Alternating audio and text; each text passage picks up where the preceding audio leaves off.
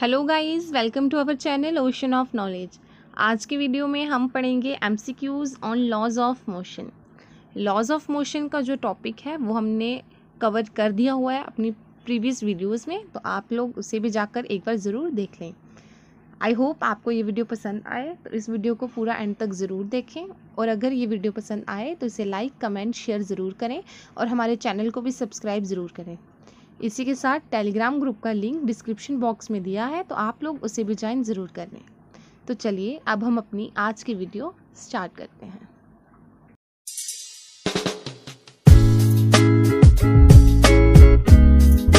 हमारा first question है, from the given V T graph. V मतलब वेलोसिटी और टाइम, टी मतलब time, graph, it can be inferred that the object is. तो इस graph से आपको क्या पता चल रहा है कि ऑब्जेक्ट जो है वो कैसा है। यहाँ पे है कि टाइम बढ़ता जा रहा है और यहाँ पर है कि वेलोसिटी जो है वो भी बढ़ती जा रही है। तो ऑब्जेक्ट पर क्या असर पड़ेगा। ऑब्जेक्ट की लाइन ये है, ये लाइन ऑब्जेक्ट को करती है रिप्रेजेंट। तो हमने बताना है ऑब्जेक्ट पर क्या असर पड़ेगा। तो देखते हैं। फर्स्ट ऑप्शन है एट रेस्ट। ऑब्जेक्ट जो है वो रेस्ट पे रहेगा, बट नो, क्यों? क्योंकि ऑब्जेक्ट सिर्फ यहाँ पे नहीं है, ना ही लाइन जो है वो यहाँ पे आकर रुक रही है। नो, जैसे जैसे टाइम बढ़ता जा रहा है जो ऑब्जेक्ट है हमारा वो भी बढ़ता जा रहा है। इसका मतलब ऑब्जेक्ट जो मोशन पे तो होगा नहीं। सेकंड है इन यूनिफॉर्म मोशन। क्या वो मोशन में है? और यूनिफॉर्म मतलब सीधा, स्ट्रेट लाइन। अगर नॉन यूनिफॉर्म बोलते हैं तो नॉन यूनिफॉर्म मतलब हो सकता है वो पहले स्ट्रेट जा रहा है, फिर बढ़ रहा है, फिर नीचे, फिर स्ट्रेट आ रहा है, फिर ऐसे हो रहा है। ये होता है नॉन यूनिफॉर्म। और यूनिफॉर्म होता है जो बिल्कुल स्ट्रेट हो। ठीक है, इस ऑप्शन को हम बोल सकते हैं ये सही है, बट और भी देख लेते हैं पहले। Moving with uniform acceleration. ये यूनिफॉर्म एक्सेलेरेशन के साथ मूव कर रहा है, बट नो, क्यों? क्योंकि एक्सेलेरेशन का तो यहाँ पर काम ही नहीं है, वेलोसिटी इंक्रीज कर रही है। और फोर्थ है इन नॉन यूनिफॉर्म मोशन, कि ये नॉन यूनिफॉर्म मोशन में जा रहा है। नॉन यूनिफॉर्म मोशन आपको बताया मैंने कि एक बार ऊपर जाया, फिर नीचे आया, फिर इस तरह से, फिर इस तरह से, नॉन यूनिफॉर्म मोशन। तो इसका इस हिसाब से सही आंसर क्या हो गया? In uniform motion. तो नेक्स्ट देखते हैं। Suppose a boy is enjoying a ride on merry-go-round which is moving with a constant speed of 10 metre पर second. It implies that the boy is. Merry-go-round वाला आपको पता होगा कौन सा होता है? झूला, मैरी-गो-राउंड वाला, जिसमें राउंड राउंड घूमते हैं ना, यहाँ पर बैठे होते हैं, चेयर्स वगैरह लगी होती है, मैरी-गो-राउंड। उसमें एक बॉय जो है वो बैठा हुआ है और वो राउंड राउंड राउंड राउंड घूम रहा है, और जो स्पीड है घूमने की वो कितनी है? 10 मीटर पर सेकेंड है। इसका मतलब बॉय कैसा है? क्या वो रेस्ट पे है? नो, वो तो मोशन में है क्योंकि घूम रहा है। No. Moving with no acceleration, उसने बोला वो बिना एक्सेलेरेशन के घूम रहा होगा।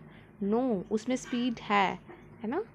अब उसमें स्पीड है, वो मोशन में है, तो उसमें एक्सेलेरेशन होगी, राइट? ठीक है, तो यहाँ नो बोला है तो ये भी गलत। अगला है इन एक्सेलेटेड मोशन, वो एक्सेलेटेड मोशन में होगा। और last one is moving with uniform velocity, वो यूनिफॉर्म वेलोसिटी से मूव कर रहा होगा। तो इसका राइट आंसर क्या हो जाएगा? इन एक्सेलेटेड मोशन, कि वो किस में होगा? मोशन में होगा, और एक्सेलेट हो रहा होगा कि वो घूम रहा होगा। नेक्स्ट है a particle is moving in a circular path of radius are.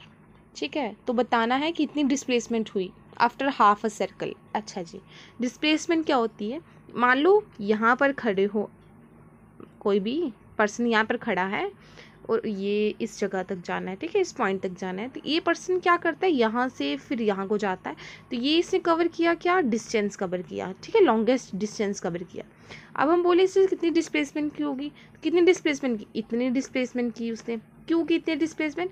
क्योंकि शॉर्टेस्ट डिस्टेंस ये था, ठीक है। डिस्प्लेसमेंट होती है जो लॉन्गेस्ट, डिस्टेंस ये होगा, और डिस्प्लेसमेंट ये, डिस्प्लेसमेंट मतलब शॉर्टेस्ट डिस्टेंस। तो अब ये पार्टिकल जो है ये मूव कर रहा है ए से इस तरह, बी से फिर आगे फिर चल रहा होगा, ठीक है। क्वेश्चन में बोला है हाफ अ सर्कल, हाफ मतलब यहाँ से यहाँ तक जब वो गया होगा तो उसने कितनी डिस्प्लेसमेंट की होगी? ये तो डिस्टेंस का बोला, डिस्प्लेसमेंट क्या थी? वो सीधा चला जाता, ये इसकी डिस्प्लेसमेंट थी। तो डिस्प्लेसमेंट कितनी कवर की? अगर मतलब उसका रेडियस आर है, हाफ वो आर के इक्वल है, तो टोटल किसके इक्वल हो गया? R plus R is equal to 2r, है ना, 2 टाइम्स रेडियस। तो उसने कितनी डिस्प्लेसमेंट कवर की होगी? 2r। Next one is which of the following can sometime be zero for a moving body. इनमें से कौन है, इन 4 ऑप्शन में से कौन है जो कभी कभार जीरो हो जाता है, और तब जीरो होता है जब बॉडी जो है वो मूव कर रही हो? ठीक है, देखते हैं। फर्स्ट है एवरेज वेलोसिटी। उसने बोला क्या कभी वेलोसिटी ज़ीरो हो सकती है, बॉडी मूव करे तो हो जाती है। क्यों? क्योंकि हो सकता है उसने स्पीड को चेंज ना किया हो, वो सिंपल जो स्पीड से चल रहा था वो स्पीड से ही चल रहा हो, तो वेलोसिटी उस टाइम क्या होगी, ज़ीरो होगी, क्योंकि वो तो मैक्सिमम स्पीड से चल रहा होगा। ये हो सकती है। उसके बाद डिस्टेंस ट्रैवल, अगर कोई ऑब्जेक्ट जो है वो मूव कर रहा है, चाहे वो इस तरह से मूव करता जाए या वो इस तरह से करे या इस तरह से करे, लेकिन उस कुछ डिस्टेंस तो कवर हुआ ही है, कुछ तो डिस्टेंस कवर होगा, मूव कर रहा है। अब वो अपनी जगह पर ही कवर कर रहा होगा तो भी तो कुछ डिस्टेंस कवर कर रहा होगा ना, वो मूव हो रहा होगा, मूवमेंट हो रही है, तो डिस्टेंस कवर होगा ही होगा। तो ये तो नहीं हो सकता ज़ीरो कभी भी, है ना, ये ज़ीरो नहीं हो सकता। थर्ड है एवरेज स्पीड, क्या कभी जो स्पीड है वो चेंज हो सकती है? स्पीड तो अब ऑब्जेक्ट मूव कर रहा है तो उसमें स्पीड तो नहीं, मतलब ज़ीरो हो सकती। क्यों? क्योंकि अब मूव कर रहा है तो वो कुछ स्पीड से ही मूव कर रहा होगा, उस टाइम वेलोसिटी ज़ीरो हो सकती है, एक्सेलेरेशन ज़ीरो हो सकती है, लेकिन स्पीड थोड़ी ज़ीरो होगी क्योंकि वो मूव कर रहा है, तो कुछ स्पीड तो होगी ही होगी, है ना। तो उस टाइम पे उसकी स्पीड जो है वो ज़ीरो नहीं हो सकती है। ये भी क्रॉस। लास्ट इज डिस्प्लेसमेंट, क्या डिस्प्लेसमेंट ज़ीरो हो सकती है? तो हाँ जी, डिस्प्लेसमेंट ज़ीरो हो सकती है। अब डिस्प्लेसमेंट ज़ीरो कैसे होती है उसकी एग्जांपल देखते हैं, एक मिनट। मान लो ये ए पॉइंट है and this one is B point. ये ऑब्जेक्ट आपका मूव कर रहा है, तो ये उसने डिस्टेंस कवर किया। अब बोला जाए उसने इसमें डिस्प्लेसमेंट कितनी कवर की होगी, तो इसमें तो कोई डिस्प्लेसमेंट है ही नहीं। क्यों? क्योंकि कोई शॉर्टेस्ट डिस्टेंस तो है ही नहीं। अब ऐसा तो नहीं वो यहाँ से उड़ के फिर यहाँ जाएगा, तो वो भी डिस्टेंस ही कवर होगा, है ना, क्योंकि ये लॉन्गेस्ट होगा, शॉर्टेस्ट तो होगा ही नहीं। और डिस्प्लेसमेंट होता है शॉर्टेस्ट डिस्टेंस, तो इसमें शॉर्टेस्ट डिस्टेंस तो है ही नहीं, तो इसका मतलब कि डिस्प्लेसमेंट ज़ीरो हो सकती है। ठीक है, तो आपका सही आंसर क्या आ गया? C part. फिफ्थ है SI unit of measurement of acceleration. Acceleration के एसआई यूनिट्स क्या होते हैं? तो एक्सेलेरेशन के एसआई यूनिट होते हैं मीटर पर second square. Okay, next one is force exerted on a body changes it.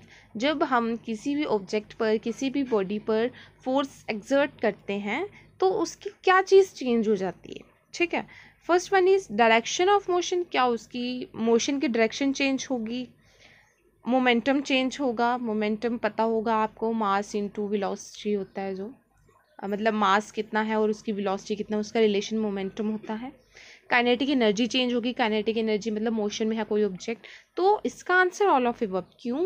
क्योंकि मान लो कोई बॉल है वो रोल कर रही है, आपने फोर्स लगाई, आपने फोर्स लगा दी यहाँ से इस तरफ को, तो इसकी डायरेक्शन चेंज हो गई, बॉल की फोर्स लगाई, डायरेक्शन चेंज हो गई, तो this one is the right, है ना, मोमेंटम चेंज हो गया। तो अगर कोई ऑब्जेक्ट है उसके मास पर आपने फोर्स लगाई, उसका मास चेंज होगा, तो मास चेंज होगा तो मोमेंटम पर भी असर पड़ेगा।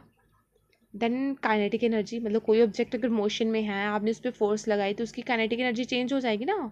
आपने बॉल है, बॉल रोल कर रही है, तो मान लो अब आपने उसको बॉल को पकड़ लिया तो अब बॉल रेस्ट में आ गई, तो उसकी काइनेटिक एनर्जी अब चेंज हो गई, तो ये भी हो सकता है। तो इसीलिए इसका आंसर है ऑल ऑफ अबव। देन है what causes the motion of a body which is initially in the state of rest. अगर कोई बॉडी है, कोई ऑब्जेक्ट है, वो स्टार्टिंग में इनिशियली वो रेस्ट में है, तो कौन है जो उसको कॉज करेगा मोशन में लाने के लिए?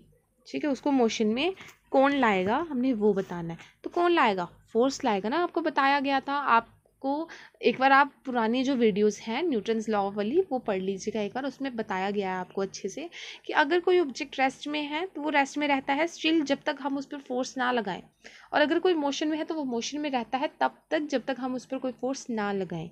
तो रेस्ट में है तो उसको मोशन में लाने के लिए हमें फोर्स तो लगानी पड़ेगी, और अगर कोई चीज़ मोशन में है तो उसे रेस्ट में लाने के लिए फोर्स तो लगानी ही पड़ेगी। तो कौन है जो रेस्ट वाली चीज़ को मोशन में ला सकता है, मोशन वाली को रेस्ट में ला सकता है? तो ओनली एंड ओनली फोर्स ही लगा सकती है। 8 है passengers sitting in a stationary car experience a jerk when the car suddenly starts, this is due to dash. Passenger जो है वो एक स्टेशन मतलब कार में बैठे हुए हैं, कार अपनी स्मूथली जैसे मूव करती है वैसे कर रही है, अचानक से क्या होता है, एक जर्क लगता है ना। वो क्यों लगता है, किस वजह से लगता है? उसका सही आंसर क्या हो सकता है? तो उसका सही आंसर हो सकता है inertia of rest. Inertia of rest. Inertia में क्या होता है? इनर्शिया होता है पोजीशन, आपकी क्या स्टेट है उस टाइम पे, क्या पोजीशन है। तो अगर आप किसी स्टेशनरी कार में बैठे हो तो आप रेस्ट में बैठे हो ना, तो आपको जर्क लगा है ना, आपको जर्क किस वजह से लगा होगा? क्योंकि आप इनर्शिया ऑफ रेस्ट में थे, है ना, रेस्ट की स्टेट में थे, तो उस वजह से आपको लगा। अगर आप मूव कर रहे होते तो हो सकता ना लगता, है ना। तो इनर्शिया ऑफ रेस्ट की वजह से आपको जर्क लगा, क्योंकि आप रेस्ट की पोजीशन में थे उस टाइम पे।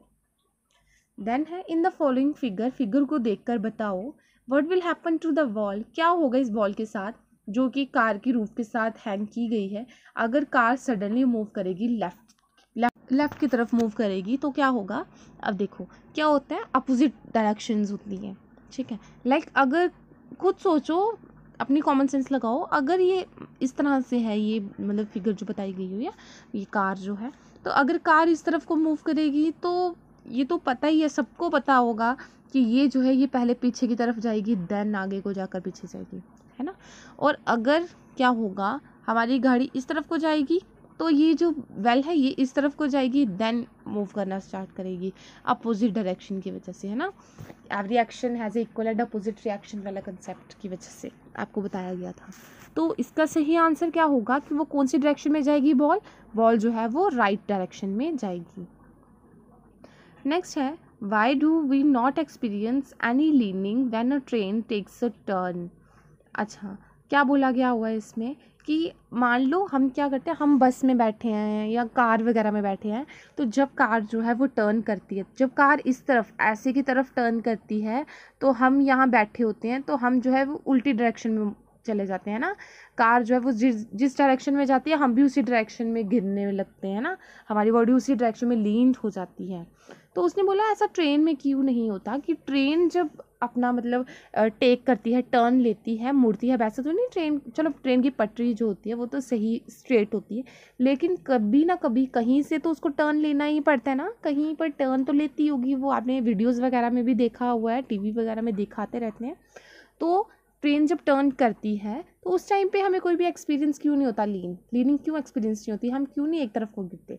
तो क्यों नहीं होता ऐसा? क्योंकि उसका जो रेडियस होता है वो लार्जेस्ट होता है। अब गाड़ी जो है वो इतने बड़े रेडियस से नहीं जाती, अगर जाए तो हम स्ट्रेट ही रहते हैं। गाड़ी जो है वो छोटे से, मतलब ऐसे मान लो आ रही होगी अगर गाड़ी, तो अब यहाँ पर कोई भी रॉक वगैरह है तो मज़े से हमने यहाँ से लेनी होती है ना, टर्न यहाँ से लेना होता है, तो उस वजह से इसका रेडियस कितना है, छोटा है ना, तो रेडियस छोटे होने की वजह से हमें लीनिंग जो है वो एक्सपीरियंस होती है। लेकिन जब ट्रेन है वो इतने छोटे से रेडियस से नहीं करती, अगर कोई मतलब उसने लेना हो, टर्न लेना हो, तो वो इतना बड़ा जाके टर्न लेके फिर वो जाएगी, है ना।